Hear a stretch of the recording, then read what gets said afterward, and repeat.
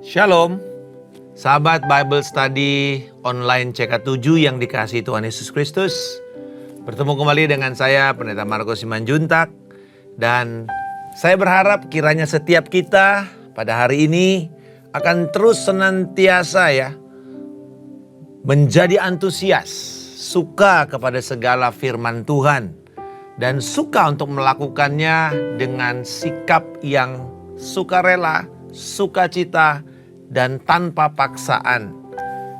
Melakukan firman ini, menundukkan diri kita kepada firman Tuhan yang kita baca setiap hari. Hari ini kita akan melanjutkan bahasan kita di dalam Mazmur 113 tentang bagaimana Tuhan yang bertakhta di tempat yang tinggi di sorga mulia, tetapi ternyata Dia juga memilih untuk memandang ke bawah. Dan memandang ke bawah di sini adalah memandang kepada mereka, memperdulikan, memperhatikan orang-orang yang hina, orang-orang yang direndahkan atau mungkin yang tidak dianggap, yang tersingkirkan, terpinggirkan. Dan Tuhan mengangkat mereka, mendudukkan mereka kembali dan memberikan harkat martabat mereka. Ini satu mazmur pujian yang dikombinasikan dengan kesaksian. Dan marilah kita mempersiapkan hati dan pikiran kita kepada kebenaran ini dengan kita menyembah Tuhan. Kita mengangkat pujian, kita merayakan kasih setia Tuhan kepada hidup kita di dalam apa yang Tuhan sudah lakukan. Kita bersyukur kepadanya. Terima kasih Bapa untuk kesetiaan-Mu yang lebih dari hidup. Terima kasih bahwa oleh karena kasih setia-Mu yang selalu baru setiap hari, kami punya pengharapan untuk berjalan terus, makin lama makin kuat menghadap Engkau di Sion. Di dalam nama Tuhan Yesus Kristus. Haleluya. Oh, terpujilah Kau Tuhan. Terima kasih Yesus untuk kasih setia-Mu. Musim demi musim kami lewati Tuhan. Engkau setia.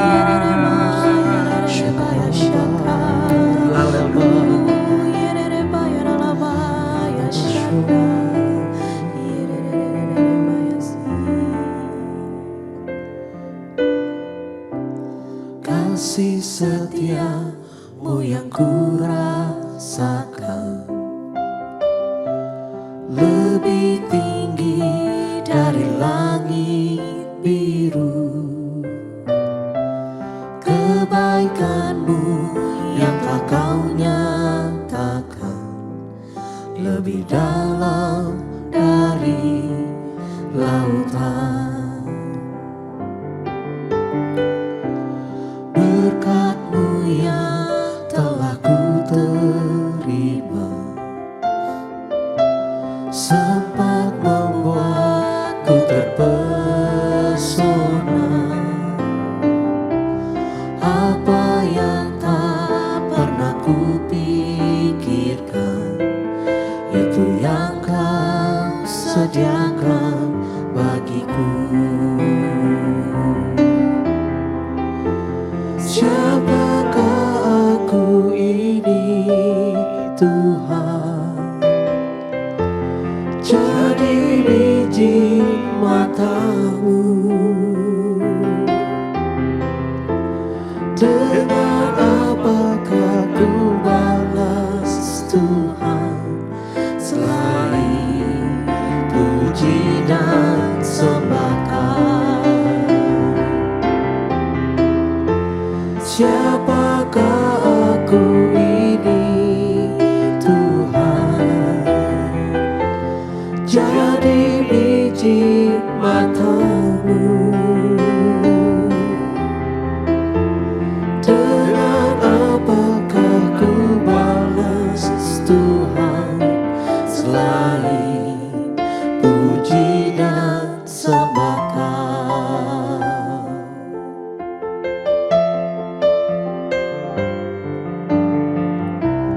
Kasih setia-Mu yang ku rasakan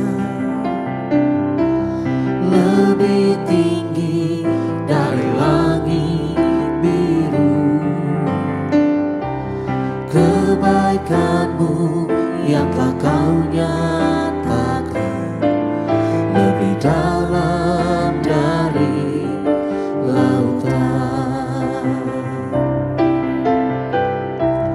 Berkat-Mu yang telah ku terima sempat membuatku terpesona. Apa yang tak pernah ku pikirkan, itu yang Kau sediakan bagiku. Siapakah aku ini, Tuhan? Jadi biji mata-Mu. Dengan apakah ku balas, Tuhan, selain puji dan sembahkan? Siapakah aku ini, Tuhan? Jadi biji mata-Mu.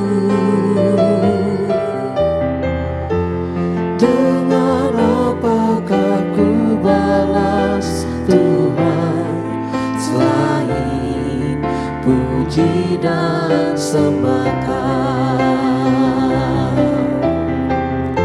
Siapakah aku ini, Tuhan? Jadi biji mata-Mu.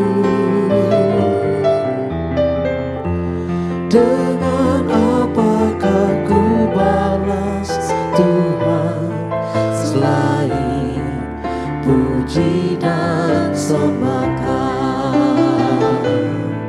Selain puji dan sembahkan, selain puji dan sembahkan.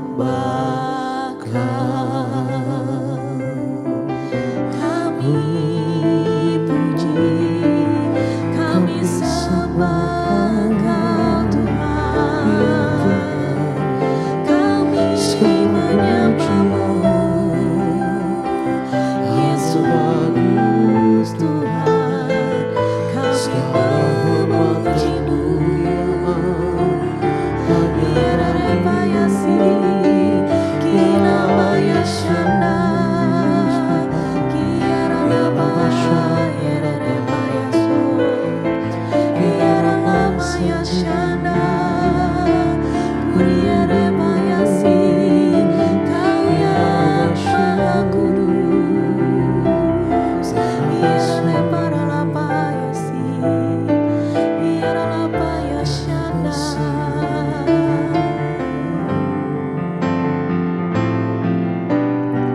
Segala pujian syukur bagi-Mu, Kau hadir dalam hidupku.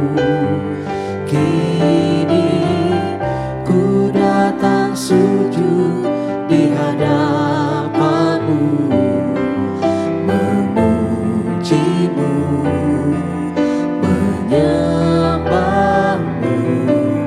Yesus, ku menyembah-Mu. Segala pujian syukur bagi-Mu,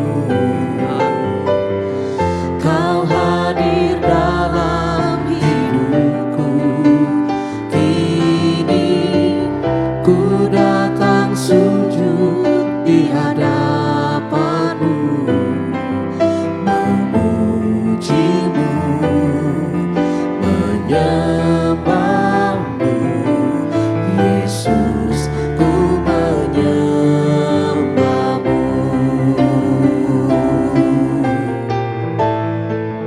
Oh Yesus, haleluya. Segala pujian syukur bagi-Mu, Kau hadir dalam hidupku. Kini sujud di hadapanmu, memujimu, menyembahmu. Yesus, ku menyembahmu, memujimu, menyembahmu. Yesus, ku menyembahmu, memujimu, menyembahmu. Yesus, ku menyembahmu.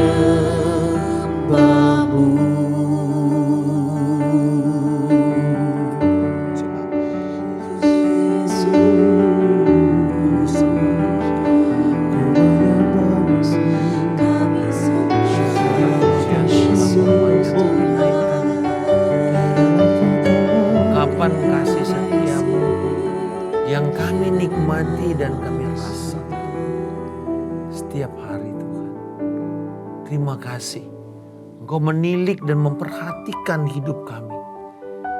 Tidak ada satupun rambut kami yang Kau izinkan jatuh, sehelai pun tanpa sepengetahuan dan seizin-Mu. Terima kasih, sungguh Engkau adalah Allah yang memperhatikan kami. Dan biarlah kebenaran firman-Mu hari ini semakin meneguhkan kepada kami akan Tuhan yang peduli kepada kami. Dalam nama Yesus. Amin. Saudara-saudara, Mazmur 113 ini adalah Mazmur pujian. Karena kembali lagi dimulai dengan satu seruan. Haleluya. Pujilah Yahweh. Satu pernyataan untuk memuji nama Tuhan yang begitu pribadi.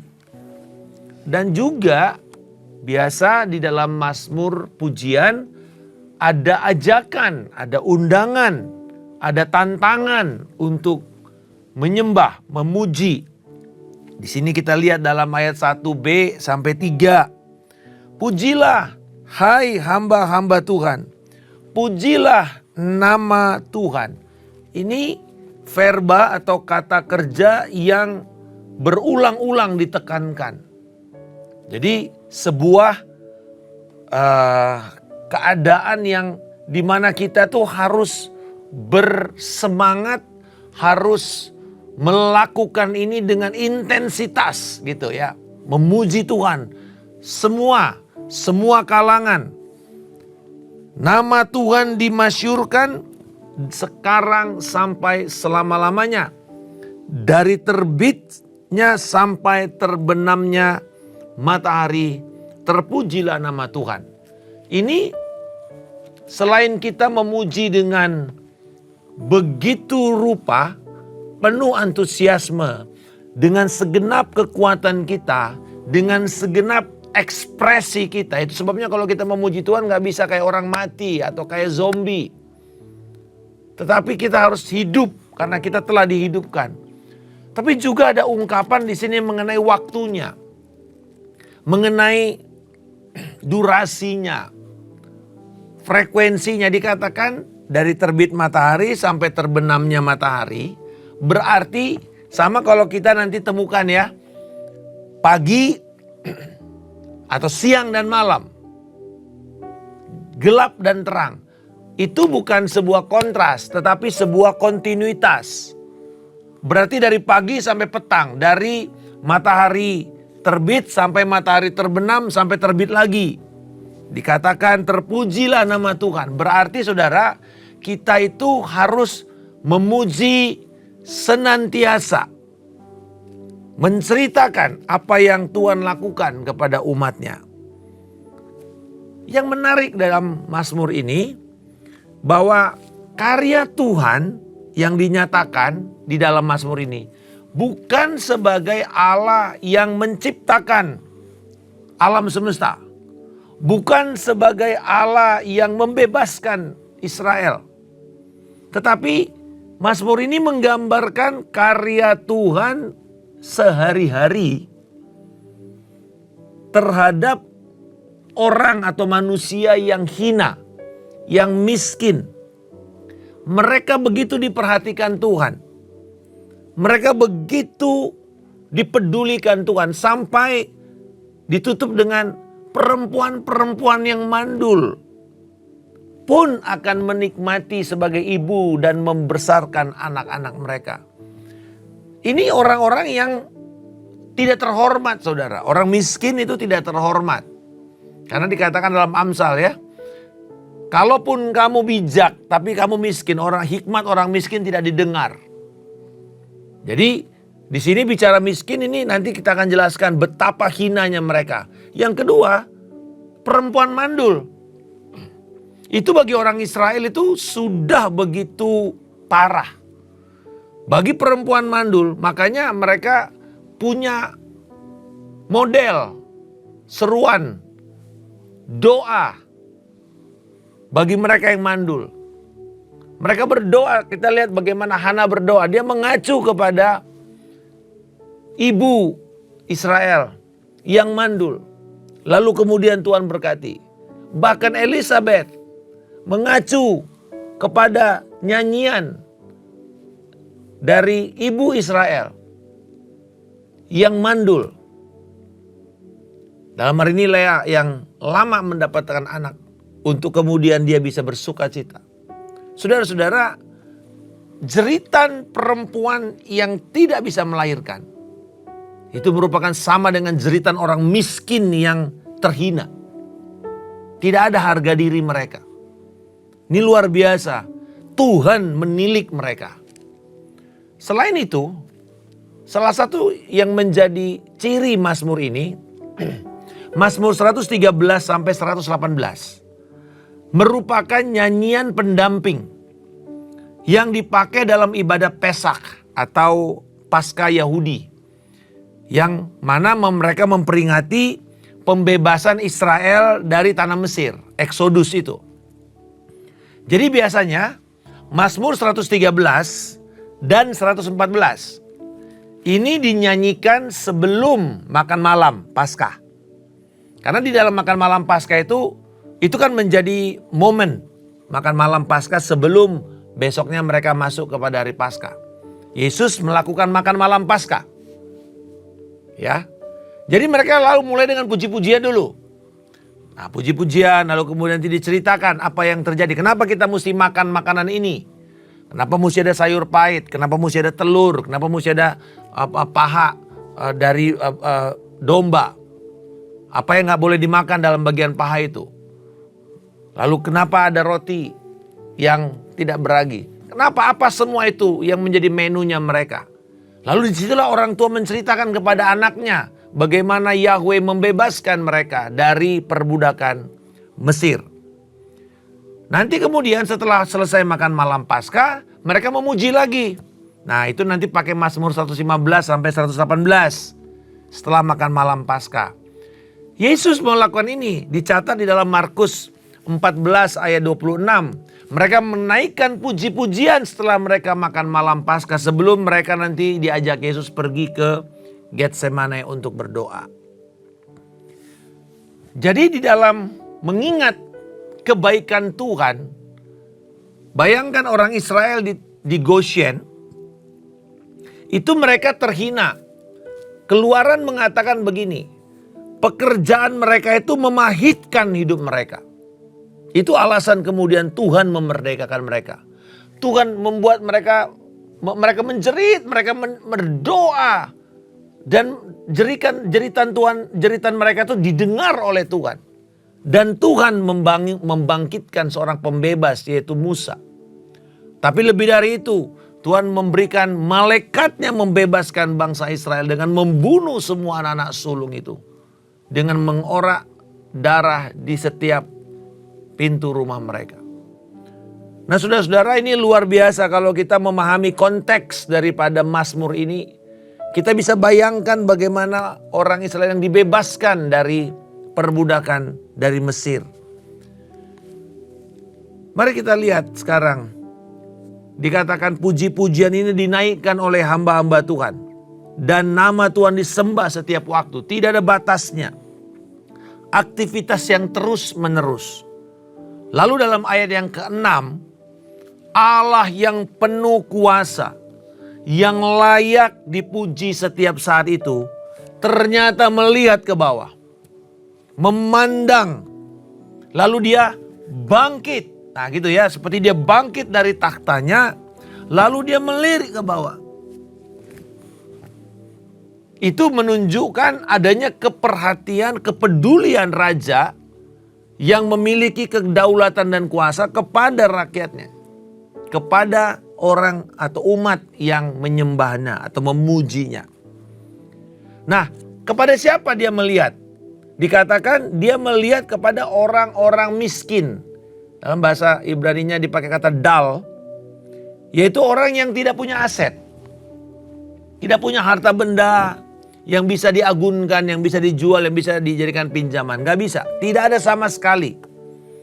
Bahkan di dalam ayat 7 dan 8 ini, orang-orang hina, orang miskin ini, orang yang berkebutuhan ini, bukan saja tidak punya harta benda, bukan saja tidak punya aset, tapi mereka juga tidak punya kecukupan untuk makanan sehari-hari. Jadi gambaran modernnya adalah ini. Orang yang tinggal di tumpukan sampah itu loh. Misalnya di mana? Di Bantar Gebang gitu ya. Orang yang hidupnya mengais-ngais sampah. Kami pernah punya pelayanan yang ada di daerah Cilincing itu. Ya, di dekat tumpukan sampah. Mereka tinggal di sana, tinggal di kardus. Rumah-rumah kardus. Dan hidupnya betul-betul sangat-sangat miskin. Waktu kami tinggal di Filipina, Manila itu salah satu kota yang paling padat di muka bumi. 1 square kilometer itu hampir 20.000 orang tinggal di sana. Dan banyak saya melihat orang-orang yang tinggal di rumah kardus. Dan di situ ya mereka baru ketemu nasi itu seminggu sekali. Seminggu sekali. Bayangkan betapa miskinnya mereka. Tidak ada sanitasi, tidak ada listrik. Hidupnya sangat-sangat begitu mengenaskan.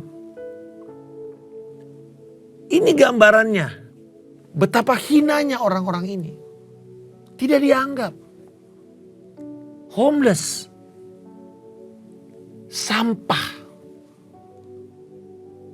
Maka mereka makan dari sampah.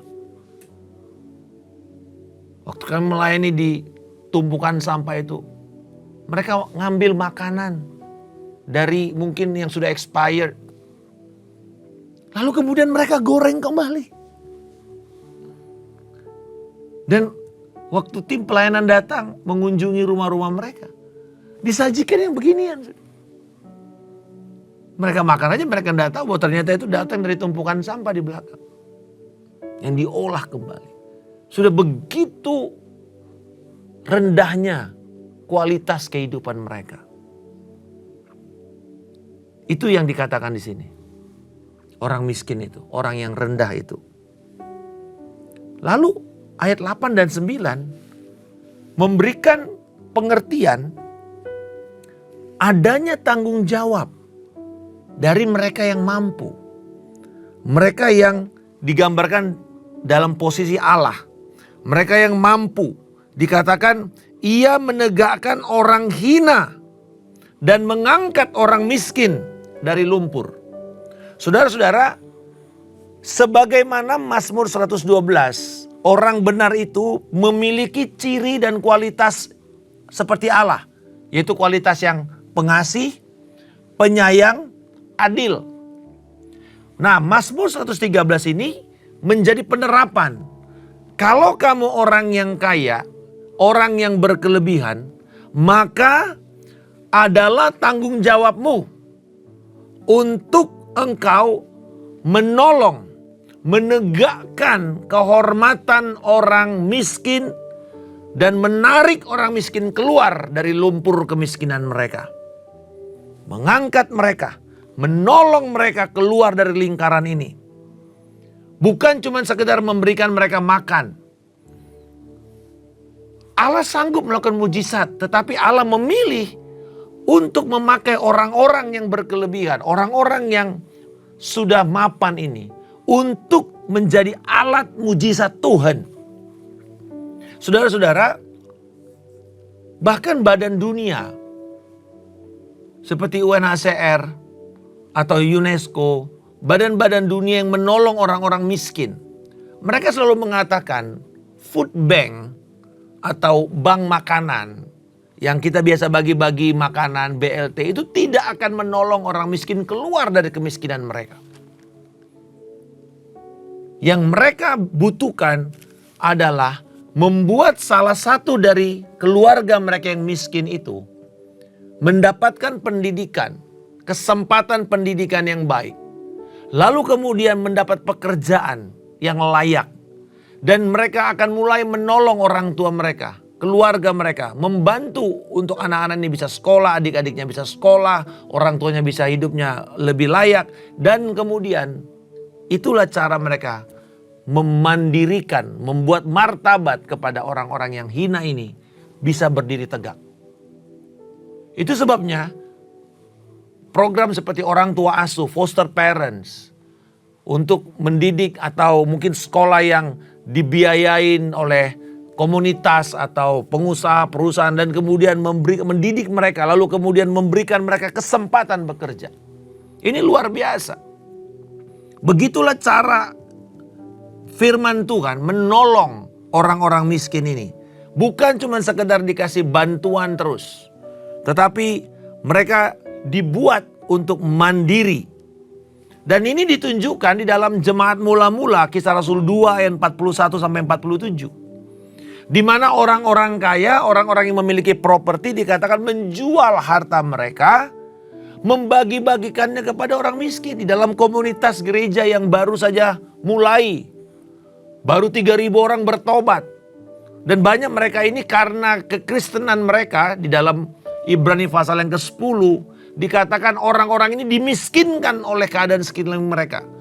Ditutup, tidak boleh dapat akses pekerjaan. Bayangkan ini orang yang baru bertobat tiba-tiba dipecat. Tiba-tiba dibilang, oh kamu bukan lagi orang, kamu udah murtad dari agama Yahudi sebelumnya. Lalu mereka tidak punya pekerjaan. Tidak bisa makan.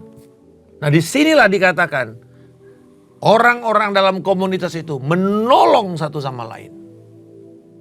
Untuk memberdayakan mereka. Untuk membuat kehidupan mereka bisa bertahan. Dan apa mujizat Tuhan?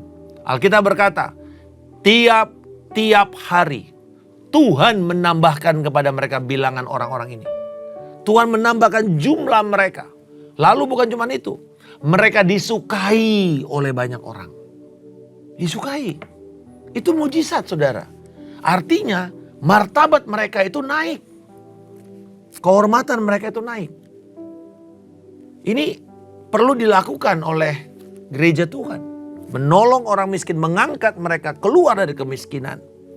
Mungkin kita beasiswakan mereka satu orang lalu keluar dari situ dan dia bisa kembali lagi menolong orang tuanya. Saudara-saudara, apa yang dilakukan oleh orang mampu kepada orang-orang miskin dan hina adalah dengan memulihkan harkat, martabat, kehormatan mereka. Bukan sekedar memberikan mereka kebutuhan makanan atau kebutuhan dasar. Dikatakan di dalam ayat ini, orang-orang hina itu setelah mereka ditegakkan, mereka duduk bersama para bangsawan dan pemuka bangsa. Coba bayangkan, orang yang sebelumnya tinggal di sampah, tidak dianggap. Sekarang dia bisa duduk sama-sama dengan kepala tegak, tanpa merasa minder, dan dia tahu bahwa dia ini memiliki martabat, dia bekerja, dia bukan cuma ngemis, dia nggak cuma sekedar mengadahkan tangannya untuk dapat bantuan. Inilah yang dikatakan bahwa mereka kemudian terpulihkan martabat dan identitas mereka. Saudara-saudara, ada satu kali seorang ibu yang kami layani sudah lebih dari 1 tahun. Pada awalnya dia katakan begini, saya ini Pak mengemis. Mengemis dari satu warung ke warung. Satu warung ke warung. Waktu itu dia bilang, aku ini bergejolak dalam hati saya Pak. Karena sebagai perempuan, saya dari satu warung ke warung mengemis. Harga diri saya itu gak ada, Pak. Mungkin sedikit lebih tinggi aja daripada, mohon maaf, PSK ya. Para pekerja seks komersial. Dan ngemis satu hari paling dapat 7.000. Pulang hatinya hancur.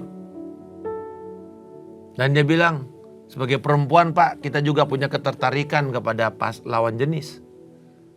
Tapi saya malu karena saya ngemis. Saudara-saudara, kemudian setelah kami ketemu, kami mengajarkan bagaimana bisa mandiri.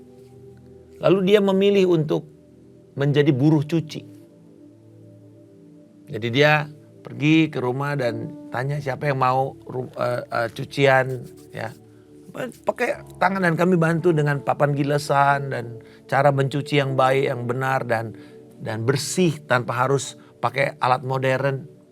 Dan dia lakukan. Dan kemudian 1 bulan yang lalu dia berbicara kepada saya, bilang, saya sekarang bisa bersyukur. Saya merasa terhormat Pak. Karena walaupun saya cuma buruh cuci, tapi saya tahu ini hasil dari jerih lelah saya. Saya makan tuh dengan satu kehormatan. Dan akhirnya dia tuh orangnya buta huruf. Kita ajar firman, dia begitu semangat. Kalau dia puji-pujian, wah begitu semangat sekali. Dan dia mulai pelan-pelan melepaskan kebiasaannya merokok. Dan dia mengatakan, sekarang saya punya harga diri Pak. Walaupun saya adalah seorang buruh cuci, tapi saya punya harga diri. Saudara-saudara, itu yang dikatakan di sini. Mereka akan duduk bersama dengan yang lain. Dia tidak lagi kepalanya tertunduk karena dia hanya sekedar meminta-minta. Allah pasti akan melawat orang-orang miskin. Karena Alkitab berkata hati Allah ada di sana kok. Kepada orang miskin, kepada orang lemah, kepada yatim, kepada para janda. Orang yang hina, orang yang mungkin terpinggirkan dari pandangan masyarakat umum. Dan kalau kita mau melihat kapan dan di mana mujizat-mujizat Tuhan itu dinyatakan, mari saya mau mengajak kita semua peduli dan peka dengan orang lemah. Dan itu salah satu bagian dari penyembahan. Penyembahan yang berkenan kepada Allah itu ya bukan cuma sekedar nyanyi dengan suara yang bagus. Itu baik. Tapi penyembahan yang benar itu dimulai dengan dimensi keluar. Peduli kepada orang lemah, kepada orang yang sedang dihakimi, kepada mereka yang sedang terpuruk, dan memberitakan Injil kepada mereka yang terikat. Bahkan menolong dengan keuangan kita, dengan kekayaan kita. Supaya mereka bisa keluar dari kemiskinan itu. Saudara-saudara, ini luar biasa. Kita mau melihat Tuhan bekerja, sederhana tempatnya. Seringkali kita membatasi dengan mengatakan, aduh saya mau melihat mujizat Tuhan. Di mana ada kebaktian kebangunan rohani? Di mana ada kebaktian kebangkitan iman? Aku mau pergi ke sana, mau lihat mujizat. Lalu kita batasi mujizat hanya apa?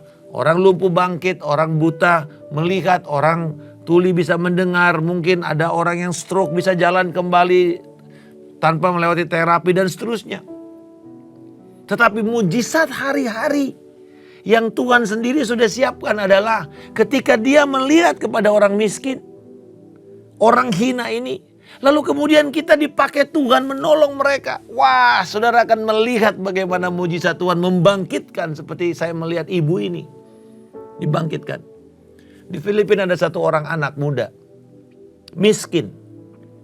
Dan dia sebelumnya sekolah sampai SMA, dari provinsi, dari daerah, masuk ke Manila. Lalu kemudian dia ada satu penyakit di dalam pencernaannya. Mungkin kalau nggak salah di usus halusnya, usus kecilnya. Jadi selalu ada persoalan. Dan akhirnya dia nggak bisa sekolah tinggi, SMA. Dia mulai kerja di di gerai makanan cepat saji. Tapi dia kepingin sekali untuk sekolah. Dan gak bisa, hidup aja udah susah. Apalagi membantu keluarganya di kampung, gak bisa. Dan akhirnya satu kali dia melihat ada pengumuman di gereja di mana kami melayani. Ada beasiswa. Tetapi harus lulus dan masuk universitas negeri. Dan dia melamar. Dia tulis dan dia diundang datang ke gereja. Dan di dalam ibadah jemaat itu, Tuhan melawat dia. Dengan mujizat dia sembuh. Pencernaannya kemudian dicek sama dokter karena untuk bisa ikut beasiswa ini juga harus melewati screening tes kesehatan. Dan akhirnya dia sembuh, lalu dia bisa diterima. Dan dia sekolah, dia ngambil IT waktu itu. Sekolah dibiayain semua, dibiayain. Dan dia kemudian bukan cuma itu, karena di gereja dia mulai dilatih kepemimpinan, dia mulai dilatih dalam melayani, di dalam bertanggung jawab, dan secara rohani dia bertumbuh, mengasihi Tuhan, mengenal Tuhan, tetapi juga secara kualitas soft skillnya dia memiliki kemampuan memimpin, lalu pendidikannya ada. Ketika dia lulus, luar biasa saudara, dia diterima sebagai tenaga kerja ahli yang ditempatkan di China. Dia menjadi tenaga kerja asing. Tentu gajinya lebih besar. Apa yang terjadi saudara? Dengan itu, dia bukan cuma bisa memberkati keluarganya. Tapi juga dia bisa menolong teman-teman yang lain. Dia akhirnya mengatakan, gaji saya sisihkan juga untuk memberkati dan menyiapkan dana untuk scholarship, beasiswa kepada yang lain. Saudara-saudara, kalau mau melihat mujizat Allah terjadi, salah satunya adalah ayo pergi ke lahan di mana setiap hari engkau akan melihat Tuhan berkarya, yaitu orang lemah, orang hina, orang miskin. Dan di sini kita bisa melihat sebagaimana Tuhan membebaskan Israel pada waktu mereka lemah, miskin, terjebak, terjepit di perbudakan Mesir. Dan Tuhan membebaskan mereka. Maka kita akan melihat Tuhan masih sampai sekarang bekerja dalam Yesus Kristus, oleh gerejanya, oleh umatnya, untuk melayani. Saudara-saudara, saya percaya di gereja ini juga. Terakhir saya mendengar ada satu gembala yang datang mengatakan di CK7 bahwa, Pak, hari ini saya mesti pelayanan, ada yang meninggal, rumahnya di gang kecil. Dan kami gereja datang untuk menolong tanpa pamrih. Saudara, saya percaya di situ kita akan melihat mujizat Tuhan terjadi. Mari kita memiliki sebuah kesempatan besar. Begitu banyak orang-orang yang membutuhkan di sekitar kita. Dan kita sebagai penyembah yang benar, yang menyembah dalam roh dan kebenaran, biarlah kita juga mulai menjangkau dengan tangan, mengulurkan tangan kasih Kristus ini kepada mereka. Saya berdoa supaya kita membuka hati kita, membuka mata kita, melihat sekeliling, membuka tangan dan kaki kita, untuk kita bisa bergerak, berjalan, membantu mereka. Terima kasih Bapa. Biarlah kiranya kebenaran firman ini menuntun kami untuk melihat sebagaimana Allah melihat orang yang lemah, hina, yang miskin, untuk ditolong dan dibangkitkan dan mereka bisa berdiri tegak, memiliki kehormatan. Kiranya Engkau memberkati kami Tuhan berlimpah-limpah dan kasih karunia-Mu menyertai kami. Di dalam nama Bapa, Anak dan Roh Kudus, di dalam nama Tuhan Yesus Kristus kami telah berdoa dan mengucap syukur. Haleluya. Amin. Tuhan Yesus memberkati. Sampai bertemu esok hari. Shalom.